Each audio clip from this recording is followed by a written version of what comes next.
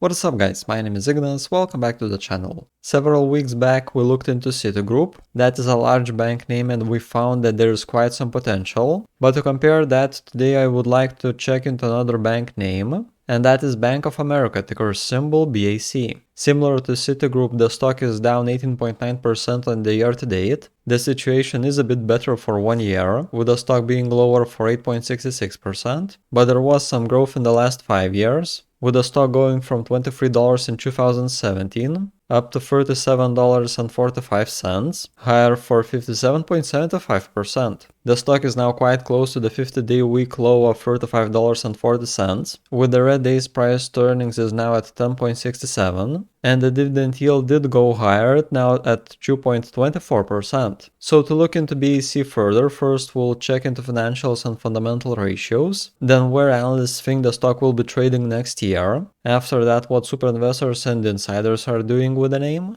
and lastly we'll take a look into the technicals of the price chart. I hope that this will be an interesting ticker to look into, so let's start. First we'll take a look into revenue, and this is the history of the last 5 years. Back in 2017 they were bringing in $95 billion on the trailing 12 months. Then with 2018 that went over 100 at $101 billion, in 2019 $111 billion, and then the next quarter was the best of the last 5 years, where Bank of America brought in $29 billion in 3 months, with $113 billion on the trailing 12 months. But then upcoming quarters started to go lower. In 2020 trailing revenue was still at $111 billion, but the fourth quarter of 2020 was the worst, where BAC brought in $21 billion, and that was a reduction for the quarter of 21.5%. It did go higher a bit after that, closer to $24 billion, but with the most recent quarter on the trailing 12 months we are still under $100 billion, now at $94.3 billion.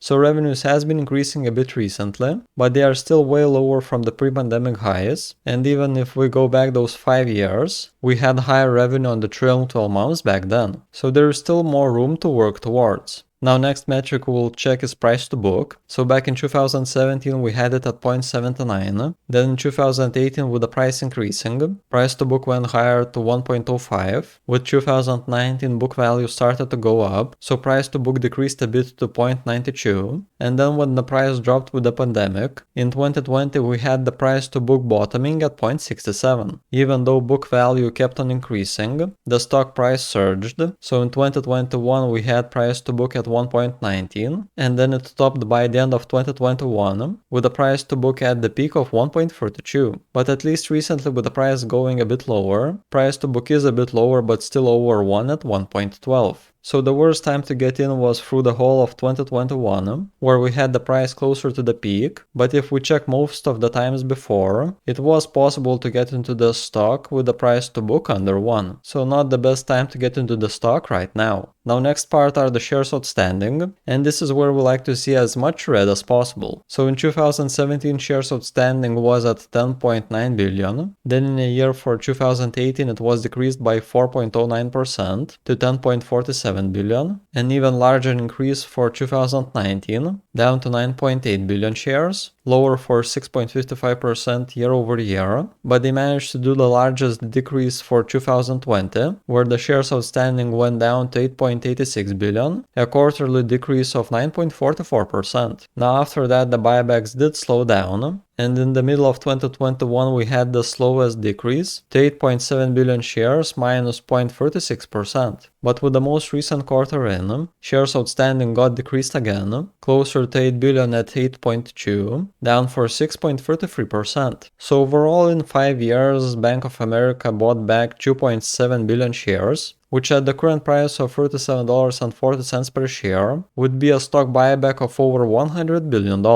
That would be around 1/3 of their market cap right now. So this result does look really bullish to me. Now let's take a look into the dividend yield. So back in 2017 with a payout of 29 cents per share, the yield was at 1.42%. Then with 2018 the payout doubled at 44 cents, so the yield increased to 1.64%. In 2019 the dividend payout was again increased to 56 cents, so we had the yield at 2.14%. And then in 2020 with a payout of 69 cents per share, the yield was again up to 2.66%. But the yield peaked in third quarter of 2020, where the price was still moving sideways from 2018 levels, though in the meantime the payout 3x'd, so we had the dividend yield at 2.78%. But after that the price started surging. So in 2021 we had the payout at 70 cents, with the yield going lower to 1.65%, and now with the most recent quarter in, as the price did go a bit lower and the payout increased to 80 cents, we now have the dividend yield of over 2% at 2.23. So the dividend payout has been consistently increased, apart from that time by the end of 2020.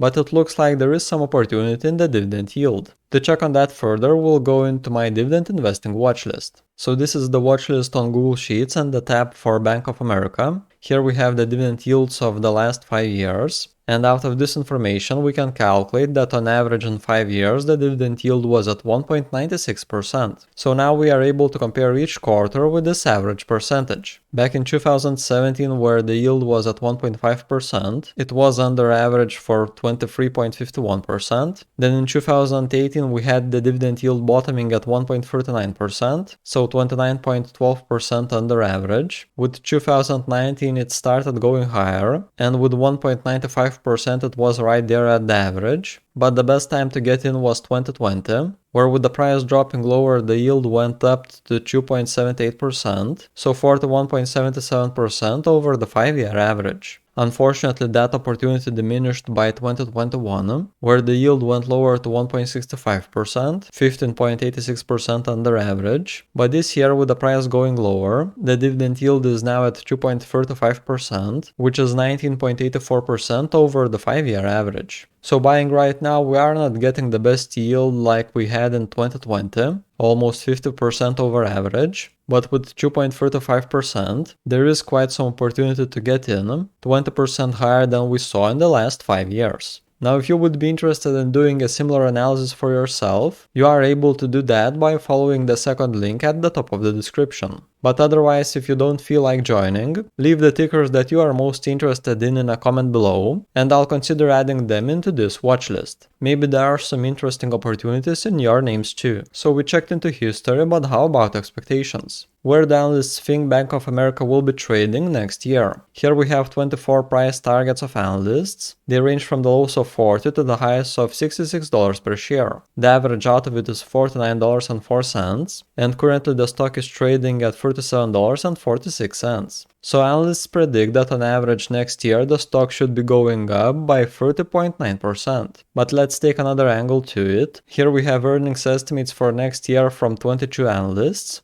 And on average they predict that next year Bank of America will be bringing $3.92 per share. If we assume that price to earnings remains the same, then this increase in earnings means that next year the price should go up by 17%. So it looks like that analysts are quite bullish on Bank of America, as they are predicting for the shares to go up for next year between 17 and 31%. Now the next part will check our Superinvestors, which funds are adding, holding or reducing on their positions. It seems that BAC is quite a popular name. I don't think I've seen these many names holding one stock, but there is a pattern here that I don't really enjoy. So there is only one fund that has added into their position recently. Himalaya Capital Management increased their position by over 18% and are now holding 14.5 million shares, which takes almost 1/4 of their portfolio. But this is the only fund that has increased on their position. Unfortunately, we have 6 more funds that reduced. The largest percentage decrease was from Dodge & Cox, where they reduced their position by 43.66%, pretty much making their 2% position into 1. And they are now holding over 25 million shares. So that is both the largest reduction in percentage and also in the number of shares. Another large one is Oakmark Select Fund, where they reduced their position by a quarter to 4.5 million shares, and now the position is 3.7% of their portfolio. Of course, the largest position is Berkshire Hathaway, where they are holding over 1 billion shares, and even with that huge amount of capital, that is still 13.58% of Buffett's portfolio. So even though there are many funds that are holding the name, the majority of them are trimming on the positions. Now there hasn't been much of insider activity in the last 6 months, but those weren't bullish as we have 0 buying transactions, and then they sold 3 times for just over $1 million.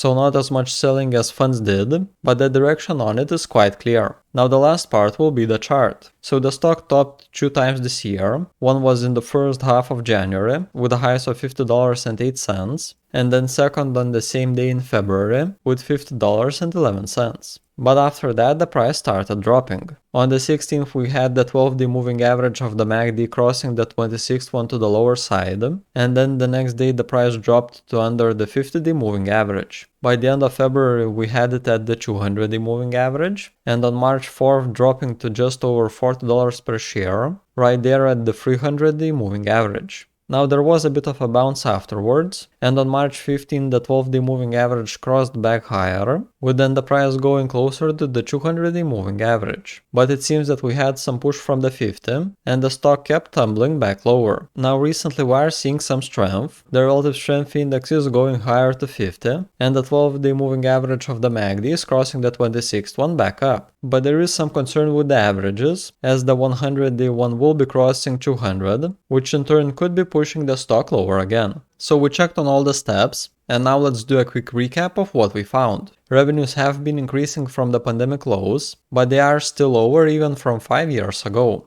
Even with the price going lower this year, price to book looks to be expensive, as we saw it under 1 plenty of times prior to 2021. Though what is working for Bank of America are buybacks, as in 5 years they managed to buy back a whopping 2.72 billion shares, which at the current price would be around 1/3 of their market cap. Currently the dividend yield is quite high, and it seems to be around 20% higher than the 5-year average. Analysts are predicting growth for the stock, where next year the price should be going up from 17 to 30.9%. But even with this bullishness, there is selling pressure from Superinvestors, as majority of them are trimming on their positions. Looking into the chart, it's quite promising, as we have the 12-day moving average of the MACD just crossing up, with the relative strength index still under 50. But unfortunately the moving averages are pushing the stock lower, and we'll soon be getting the 100-day average crossover under the 200 one, so that could lead to more selling being done. So that was it. Make sure to support the channel and leave a thumbs up under the video. What do you think? Is Bank of America worth a pick right now? Share your stance on the name or your position in it in a comment below. If you would be interested in getting access to my dividend investing watchlist, then consider memberships. By becoming a member, you will get access to Discord,